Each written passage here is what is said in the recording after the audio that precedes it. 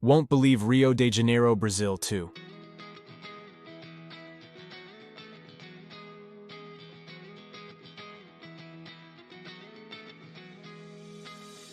Call me Johan, woke up in a dimly lit bar in Rio de Janeiro, the rhythmic sound of waves crashing on the nearby beach mingling with the throbbing pain in my head. Disoriented and hungover, I fumbled for my wallet only to realize it was missing, leaving me penniless and unsure of even my own name. I realized that I had remembered, forgotten, and remembered again that I lost my wallet to the gangs in the ghetto. Last night I was in a street fight and had a bleeding head to prove it. The vivacious bartender, a woman with a street-smart charm, noticed my disheveled state and the gash on my head. She went by the name Immaculata. Overwhelmed by pity, Immaculata offered me a few drinks to ease my pain, all while entertaining doubts about my identity. I hesitated to divulge much, aware that the police might be after me for involvement in a car-stealing ring.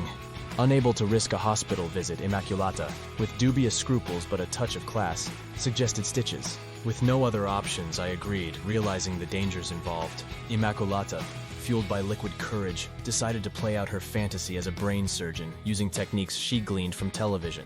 She introduced me to a little-known bar custom, if I could come up with a new, untested joke on the spot. But it's funny, the surgical procedure would be on the house. Other patrons caught wind of the wager, adding an audience to the already precarious situation. Amid Immaculata's intense gaze and mosquitoes carrying yellow fever buzzing around, I felt the pressure. I concocted a tale of a man exiting a bar, facing a gang, but finding solace in the strength of family support. It worked in a movie franchise that just won't die. The punchline emphasized the unwavering loyalty of family, a theme I hoped would distract from the lackluster joke. Immaculata retorted that it wasn't much of a joke, but the surgery would move forward. During surgery, miraculously, no one betrayed me to the authorities. In that neighborhood, among the gawkers, it seemed that familial bonds, or familia, indeed ran deeper than expected. In between hallowing wailing, I, Johan, decided it was time to make good on that joke end of the deal. In a lucid moment, I gripped her scissor hand and asked, "Why did the soccer ball refuse to go on vacation to Rio de Janeiro?" "I don't know," replied Immaculata. This was no game I was playing. The stakes were high. Exhaling once, I calmly finished my totally unique joke. I said, because it was afraid of catching a case of beach fever and turning into a real beach ball. The joke generated controversy. Some claimed to not understand it at all. Others wanted their money back. Immaculata, wise to crowds, sided with them, seeing that they might get violent. But she remembered that they never paid money and smartly explained that to the crowd. After that, everyone lightened up.